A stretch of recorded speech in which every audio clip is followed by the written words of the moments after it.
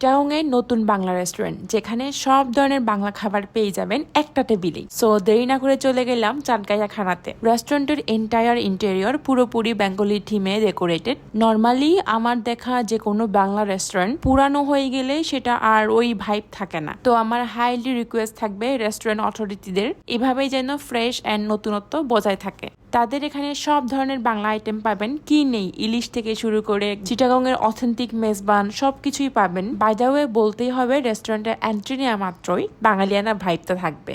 তো লাঞ্চের জন্য আমরা নিয়েছিলাম তাদের মেজবান আইটেম। মেজবান আইটেমের মধ্যে বিফ কারি ছিল, চনার ডাল ছিল, তারপরে নলার ঝোল ছিল। আমি তো সকালবেলা ব্রেকফাস্ট করিনি, এখানে লাঞ্চ করব বলে। মেজবান নিয়ে ডিসঅ্যাপয়েন্ট হওয়ার কোনো ওয়ে নেই, এটা হাইলি রেকমেন্ড থাকলো। এইবারে চিকেন পোলাওর লুক আমার কাছে পারফেক্ট লাগেনি, আর একটু ভালো করা যেত।